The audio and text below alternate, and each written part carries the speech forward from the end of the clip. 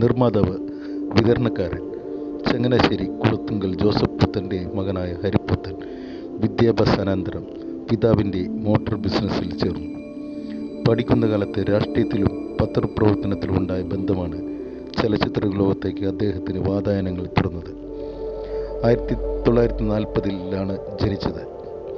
Supriya pictures എന്ന പേരിൽ ഹരിപ്പുത്തൻ ആരംഭിച്ച നിർമ്മാണ സ്ഥാപനം ഒട്ടേറെ മികച്ച ചിത്രങ്ങൾ മലയാളത്തിന് സംഭാവന നൽകി. അശ്വമേധമാണ് അദ്ദേഹം നിർമ്മിച്ച പ്രഥമ ചിത്രം.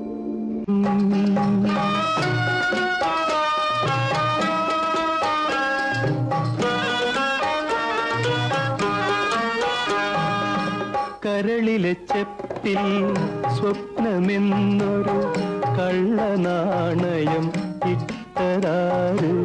കരളിലെ ചെപ്പിൽ സ്വപ്നമെന്നൊരു കള്ളനാണയം ഇട്ടതാറ്. കണ്ടാലകലുന്ന കൂട്ടുകാരോ കല്ലെറിയാൻ വന്ന നാട്ടുകാരോ.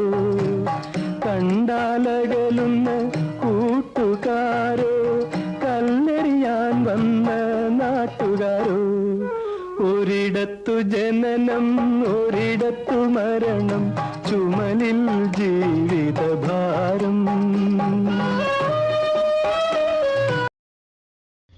തുടർന്ന് തുലാഭാരം, നദി, ലോറി, ഇതാ ഇവിടെ വരെ, കരകാണക്കടൽ, അപരൻ, അരപ്പെട്ടിയെ കെട്ടിയ ഗ്രാമത്തിൽ, മാളൂട്ടി, അങ്കിൾ ബെഡ് തുടങ്ങി 33 ചിത്രങ്ങൾ നിർമ്മിച്ചു.